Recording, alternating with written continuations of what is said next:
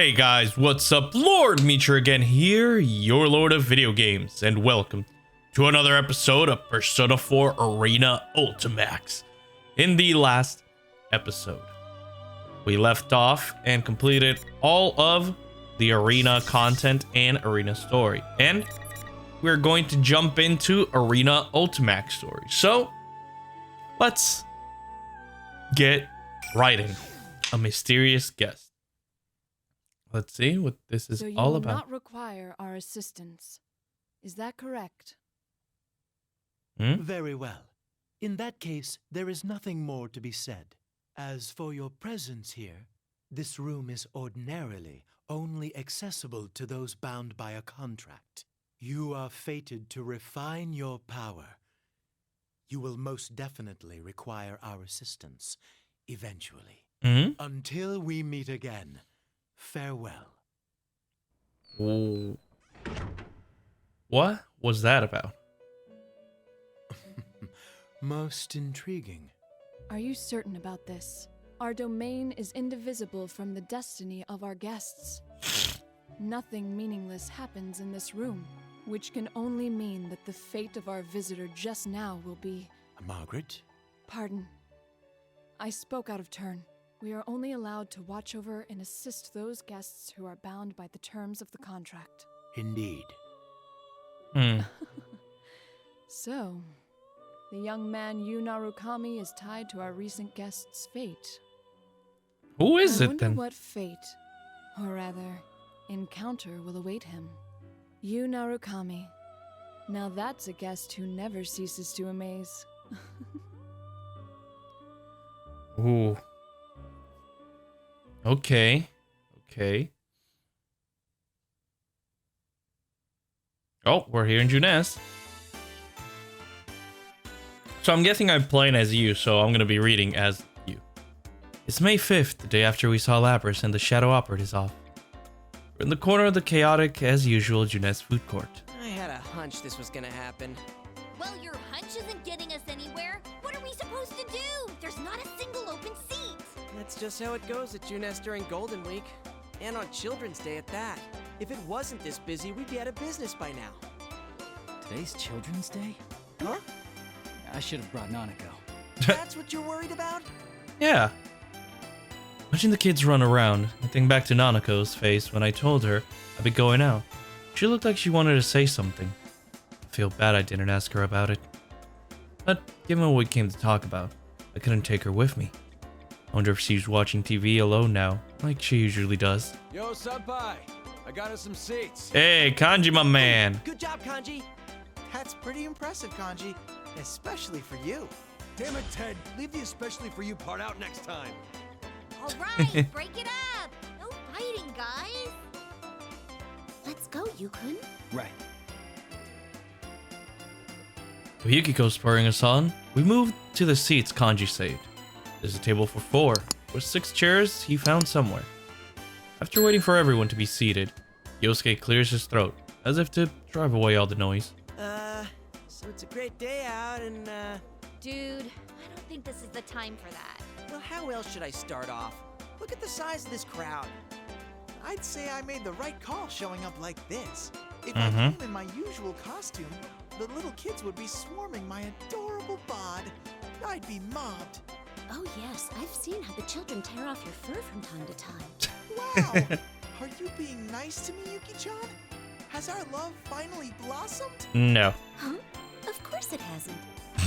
Shot down as always. Typical. Because you never learn. Well, let's get down to business. We didn't get to talk much yesterday after all. Not to Chie. We gathered here yesterday after seeing Lapras off, but there wasn't time to calm down and talk about what happened. In the end, we agreed to leave the details to tomorrow, which is now today. Don't worry about the crowd. Let's start the investigation team meeting anyway. Yeah, though we are missing 2 people. Rize It's and just not the same without our full roster of pretty girls. yeah, Naoto and Rize. Oh, not only Rise-chan, but Nao-chan couldn't be here either. Yeah, she's still with the case, right? It's not like the other day where we just lost contact with Rise. Mm-hmm. She seems really busy. She said she had work during the holidays, too. At least we got to talk to her yesterday. Mm-hmm. Yeah, Nato-kun's job is keeping her busy too. I guess it's the same old for them. Nato-kun knew things about what happened that not even we did. Apparently she knew about Mitsuru-san and her friends from the start. Thanks to her, though, we got some good information. Well then, let's get everyone up to speed on what happened using that info. Yosuke's right. So much has happened these past few days that none of us has a good grasp on it all. We need to sort through what we learned again. What was it that started it all? Midnight Channel again, I guess. I thought I was dreaming for a good chunk of it, so it's not really hitting me. The Midnight Channel, that TV world we helped to restore peace in, it ended up being used by someone else in the Labrys incident. Labrys, the 5th generation anti-shadow suppression weapon, a girl with a mechanical body who was stolen from the Kitajoh group, one of the Japan's biggest conglomerates. Someone threw her into the TV world. But Labrys faced her other suppressed self there, and by accepting it, she woke to her persona. That mostly wrapped things up. However, So who exactly was it that put Labrys inside the TV? And why? we still haven't identified that. At first, I thought the culprit was jealous of my popularity and tried to break us friends up. Mm-hmm. But that wasn't it. Their goal was to disrupt our hearts by making us fight each other, and then steal our personas after they returned to being shadows. Naoto said as much too. I don't know. Turning them back to shadows and stealing them. That doesn't sound like something just anyone could pull off. Maybe not, but we know for certain that the culprit was using that method to try and gather powerful shadows. Gathering shadows, huh? That's definitely not something any normal person would do. The atmosphere darkens after Yosuke's remark. During the silence, I recall the events leading up to yesterday. We had once again entered the TV world to figure out why the Midnight Channel was broadcasting again. What we found there was a strange fighting tournament called the P1 Grand Prix. At the heart of it was Labrys. Having gone through severe trials as a weapon of a heart, she gave birth to her shadow, a suppressed version of herself, which twisted her dream of wanting to be a normal schoolgirl. It all resulted in the P1 Grand Prix, designed to pit people against their friends. After we entered the TV, we got wrapped up in a battle, just like Labrys' shadow planned. We were forced to fight one another. We also met members of a mysterious organization known as the Shadow Operatives, who were in search of Labrys and their leader Mitsuru Kirijo, who CEO'd the Kirijo group. It was with their help that we conquered the tournament. They were using the power of personas before we were there. It was reassuring, in a way, to meet people who deal with shadows day in and day out. But the case isn't over yet. We couldn't find out why the culprit put Labrys in the TV to begin with. We don't even know who did it. Mitsuru-san and her friends seem to have some idea, but that doesn't mean we can ignore what happened in our town. So we made the decision to investigate the case on our own too. That reminds me. How are things inside the TV?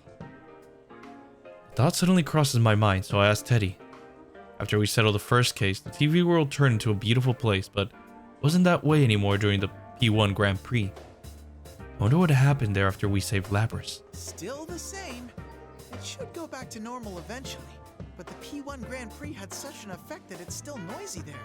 Oh, but, Huh? But what? Quit mumbling and just spit it out. It's hard to say for sure, but I sense these weird presences. They feel kind of like shadows, but not really.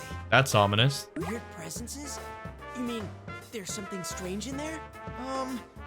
I don't really know. What could it be? The culprit, maybe? Maybe, but maybe not. We all look at each other after hearing Teddy's evasive answer. If something's in the TV world, it can only be a shadow. Someone besides us who knows about that world, or someone who can use a persona. Huh? How would that make sense? The culprit wasn't a persona user, right? He did say that he used Labrys because he couldn't enter the TV world himself. That's right. The only people who can enter the TV world are Persona users. For a normal person to get in, they would have to enter alongside a Persona user. If someone who doesn't have a Persona falls in, for whatever reason, they're in serious danger. Either the shadow already dwelling there or their own shadow might end up killing them. So, wouldn't that mean this weird thing Ted's talking about can't be our bad guy? Could be. Or maybe the culprit can shove people into a TV even though he's not a Persona user. I can understand Kanji's doubts, but unfortunately, we don't have enough information right now to say either way. There's one more thing that bothers me. What is it? It's something Naoto said. What thing? I tell everyone what Naoto left me with yesterday. She said that when Mitsuru-san's plane was hijacked, as a diversion from Labrys's kidnapping, the hijackers had no memory of their actions. They might have been brainwashed or hypnotized, but either way, it couldn't have been done by a normal person. So much we don't know. But no matter what the culprit was trying to do, if he was after us in the TV world, I doubt this case will wrap itself up. I agree. Oh, then does that mean... Too bad for Mitsuru-san, but we're gonna ignore her request not to get involved. But Mitsuru-san and her people left. They told us not to get involved any further with this case. We knew why they said that, of course. They were worried about our safety, still. Ah, so the investigation team's back in business. Yep. Feel a little bad doing this to Mitsuru-san, but we can't just leave this be. We can fight too. And heck, this is our town, so it's practically our duty to do this. Agreed. I'm in too. After all, I am Labby-chan's knight. Plus, I can't sit on the sidelines after seeing what this culprit did to my world. It had gotten so peaceful thanks to you guys. I neither felt this way, but I nod firmly after seeing everyone still in agreement. So it's decided. We have to return the favor of getting stuck with those strange epithets, too. Everyone looks away briefly after hearing them. Those nonsense nicknames that got broadcasted during the P1 Grand Prix made no small stir in our daily lives. Although personally, That makes me so mad. What was that carnivore whose discarded womanhood stuff all about? I could swear people cross the street now when they see me. Really? I was actually pretty impressed. Huh? Is that how you think of me, Yukon? No, that's not what I meant. That reminds me. You seem to like that Sister Complex Kingpin of Steel nickname. Did he? Sensei, have you awakened to a new name? Should I call you Kingpin from now on? stop it. I wonder if it's just my imagination that what Yosuke said just now hurt worse than the nickname. All I meant was those nicknames weren't that bad. Still, I admit, I was honestly impressed at how precise those taunts were in striking at each of our hangups. This sure has turned out to be some Golden Week. And after you took the time to come see us, too. No kidding. Shit got stirred up the day you came back. Like someone planned it that way. Everyone nods at Kanji's words. Everyone except Yosuke. Unlike the others, he just shoots me a slightly bleak glance. I know what it means, but I'll let him say it. That actually does still bother me a bit. What do you mean? Oh, I guess the timing? It's like whoever did this was waiting for you to come back. I agree with him. The incident with Labrys happened right when I returned to Inaba for Golden Week. It was timed as if whoever set this up was just waiting for me to get back into town. Well, I guess there's no need to think about that now. Oh yeah, where's Marie-chan? Oh yeah! So this follows... Okay. She wasn't referencing Arena, but an Ultimate... Okay. She's elusive as always. It looked like she was buying something at Sozai Daigaku the other day. Is she coming? What? Nobody told Emi-chan that Sensei was visiting? Well, it is Marie-chan we're talking about. I'm sure she's noticed that Yukon's back. Yeah, that's true. Marie. She was another one involved in the first case we solved here in Inaba. We helped her regain her lost memories, and she now protects this town as a minor goddess who supports the townspeople here. Huh? Then, why hasn't she shown up? I mean, if she knew that Senpai's back, You'd think she'd be the first to show. What the? Where'd that lightning come from all of a sudden? Mori, why? Oh, look at those insane rain clouds. It's gonna start pouring soon for sure.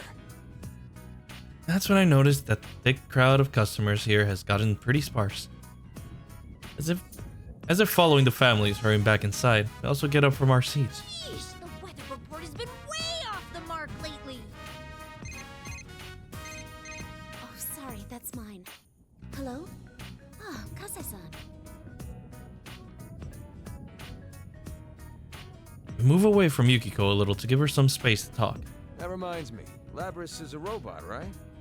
Would she rust if she got caught out in the rain? Oh my god, Kanji. Nah, I doubt it. The Kirijo group developed her after all, and they wouldn't be that cheap. Mid-chan's group sure is amazing. Her stuff is way better than Junes brand electronics. Shut up! And don't go dissing your own employer. As Yosuke and Teddy snipe at each other, Jade gazes up to a cloudy sky. When she notices me looking at her, she shakes her head, telling me not to worry. Labris is with Mitsuru-san and her friends, right? I wonder how she's doing. After the P1 Grand Prix, Labris joined Mitsuru-san's shadow operatives, since she now has a persona. Even as we speak, she and her companions are probably chasing the culprit who threw her into the TV. Don't worry, I'm sure she's doing fine. If all goes well, we'll see her again in no time. Yeah, since we made our decision to stick our noses into this case, it means we're after the same thing Labris and the shadow operatives are. Seems possible we might meet up with Labris again somewhere soon. Then again, we're doing this without Mitsuru-san's permission, so I can't say I'm eager to run into them. Yeah, you're right. Man, I should stop being such a worrywart. Hey, looks like Yukiko-senpai's off the phone. Alright. Welcome back, Yukiko. What was the call about? It was the inn. It seems a group of our guests is still out. Hmm? We didn't have any umbrellas ready for them, so I think a lot of them will come back drenched. Sorry, I have to go back for a bit. All good. Oh, right. I forgot this is a busy time for the Amagi Inn, too. Actually, shouldn't we be heading home ourselves? If this keeps up, I bet it'll keep raining into the night. Yeah, that's true. Raining, huh? That thing's not gonna come on again, is it? I hope not. Everyone turns around at Yosuke's words. He says that thing, but we all know what he means. He's talking about the Midnight Channel, which came on at midnight on a rainy day. The weather was just like this during the incident with Labris too. Just to break the silence, we hear another roll of thunder closer than the one a moment ago. Oh, time to head home. Case, let's meet up again tomorrow to check up on the TV world. Okay, I'll see you all here tomorrow. And I'll make sure to let Rise-chan know too. Right. I'll call up Naoto-kun, though I don't know yet if she'll be able to make it. Cool deal. Well, see you guys tomorrow. See ya, guys. We hastily end the investigation team meeting before it starts raining. As I see Yosuke starting to leave after everyone else, I ask him about the issue he raised earlier. What do you think, Yosuke, about the timing of all of this? Oh, that. I don't know, I might be overthinking this, but if the culprit happens to know you, would that give some hint of who it might be? It was an understandable question, but I can't help but look askance at him. The culprit had investigated me, of course. He'd know something about me, but not my plan to stay in Inaba during Golden Week. It had to be a person who knows me, plus knew that I was coming here during the break. Is there anyone who'd know all that? Is it possible that it could be Adachi? Did Adachi know? Adachi-san? This time, I'm caught completely off guard, and all I can do is dully repeat the question. Toru Adachi, the man who was arrested in the Midnight Channel murders, he should be in police custody now. Which is ironic, since he used to work for my uncle as a police detective at Inaba Station. We do have quite a history, so obviously he knows about me, and I can't rule out that Dojima-san might have told Adachi-san about my vacation plans. No, it wouldn't be him. He has a persona. That's true. Oh, yeah, good point. Sorry, I wasn't trying to weird you out. Yosuke's tone is apologetic, and he scratches his head. But really, I should be the one apologizing. I didn't just deny that it could have been Adachi-san because he's a persona user. The real reason is that deep down, I trusted what Adachi-san said about abiding by the rules of this world. If it's not him, then who? Gray clouds filled the sky over our heads, mirroring the confused anxiety we shared. Huh.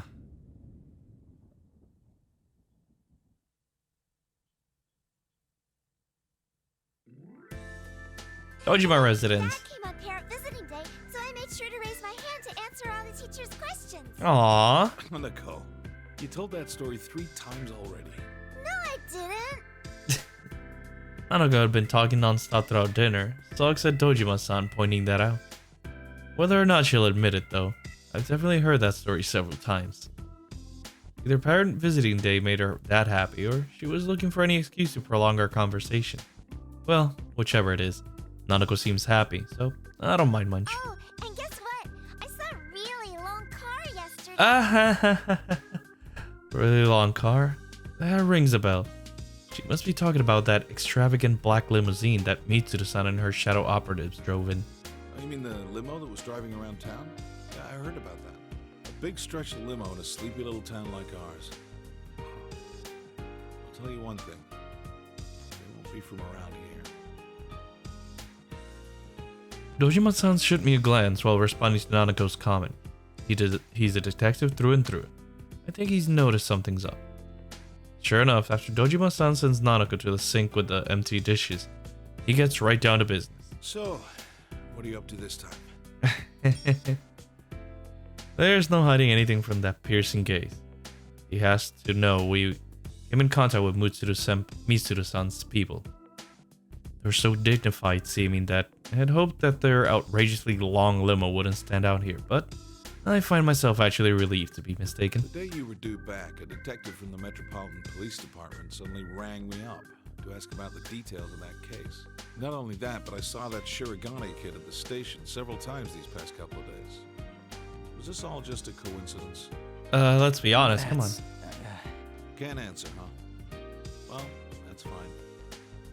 Dojima-san gives a deep sigh and closes his eyes. That's odd.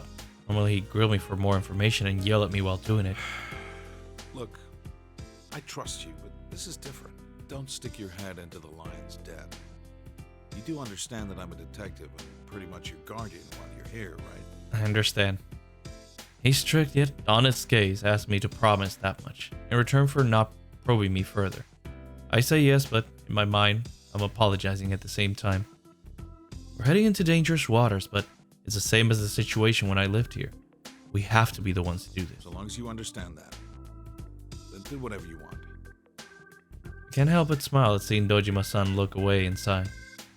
I'm sure that he has a million questions about everything I'm doing, but he's not asking them. It's because he trusts me.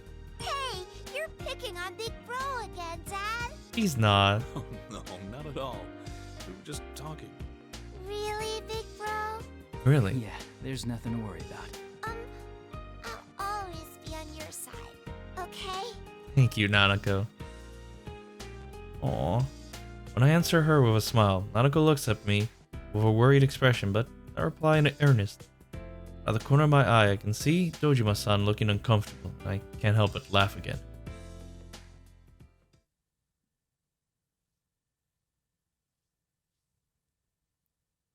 When I return to my room, I can hear a faint rumble of thunder in the distance. The rain that was pouring down this evening has already stopped.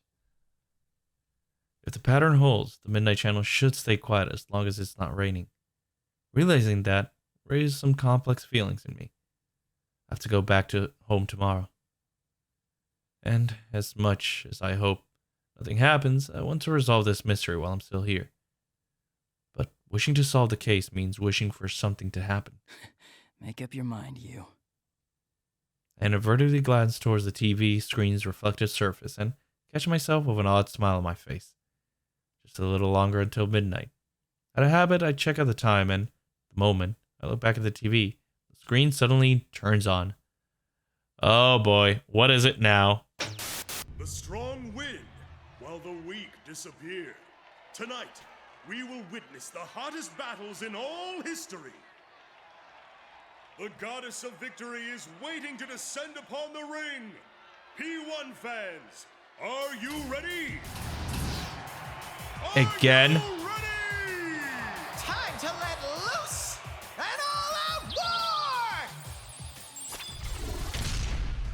all the Arcanas. The previous P1 Grand Prix have returned for another tournament, right on the heels of the last one. These warriors will create another legend here at the world-shattering P1 Ring. These are battles of honor, battles of will. Sparks will fly. Some fight for pride. Some fight for glory. Will this be decided by pure muscle, or will a battle of wits determine the outcome?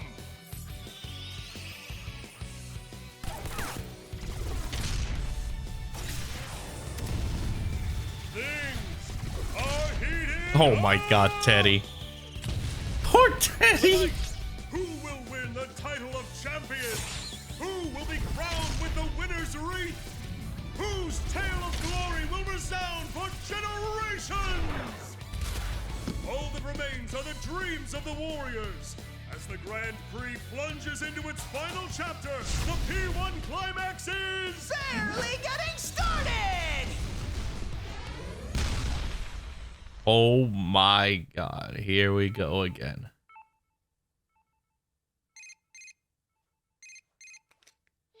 Did you see that? What the hell? Hello? Hey. What the? Huh?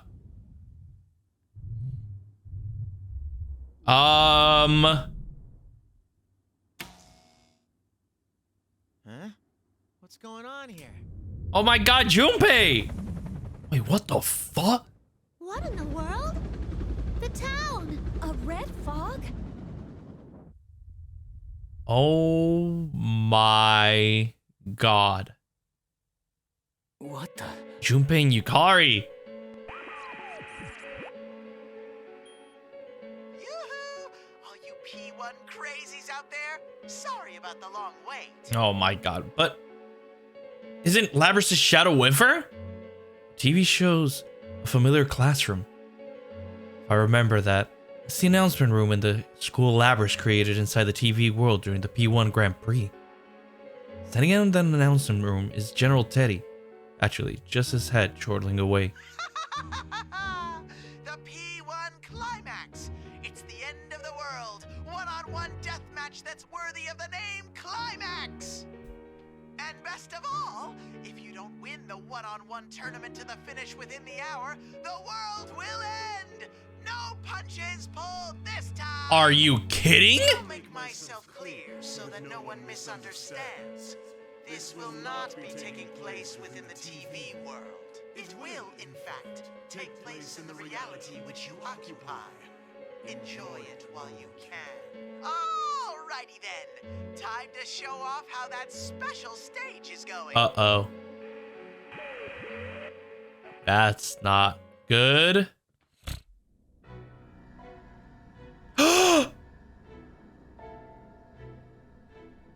Haigis! Nakihiko and Mitsuru! Everyone! Oh my god. That's the second time they've been crucified. Mitsuru-san?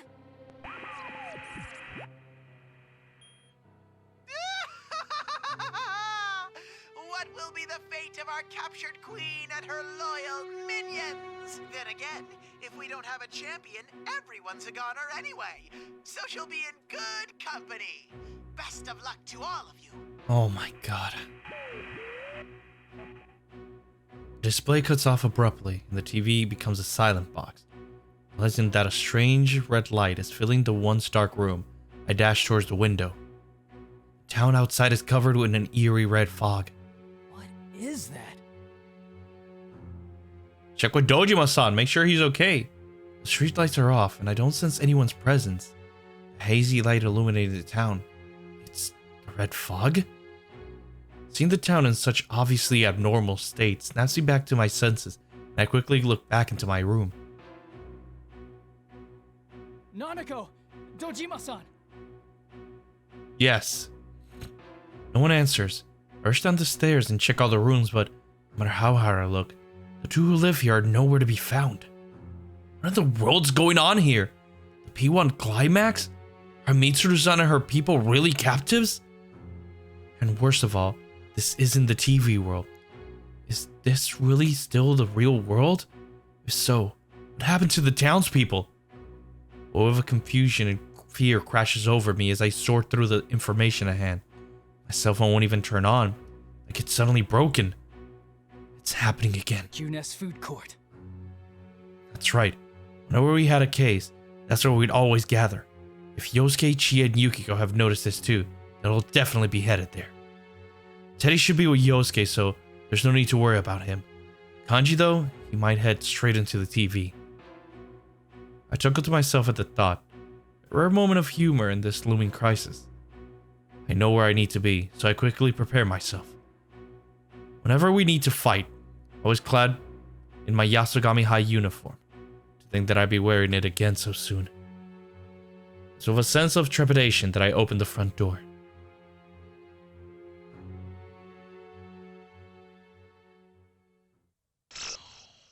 To be continued!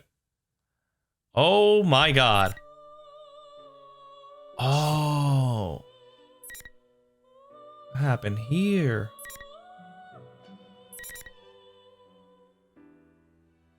Okay, so Chapter 1 and Chapter 2. Alright, so I'm gonna leave this episode here because I have a question for you guys and I really want you all to like tell me in the comments, because I will only record the next episode tomorrow and this episode goes live today, and I'm gonna leave it a very short one because I want you guys to tell me what you... Oh, this is clear already. All right, so how will this go? Do you guys want me to go for Rize's or Naoto's? Like, let me know if I have to do them all or I select one route and do. If so, please let me know what you guys want. But leaving things off here, hope you guys have been enjoying these videos. If you have, please leave a like, comment, and share. That always helps out against that pesky YouTube algorithm. Subscribe to join the Moonlight Army today. Hit that bell icon to be notified when I upload a new video. If you guys want to stalk me on my social medias, the links will be in the description box below. Also, I do have a voice acting channel, so if you're interested in that, the link will also be in the description box or in the title and the end screen coming right up. And I'll see you guys in the next video. So, take care, guys. Bye-bye.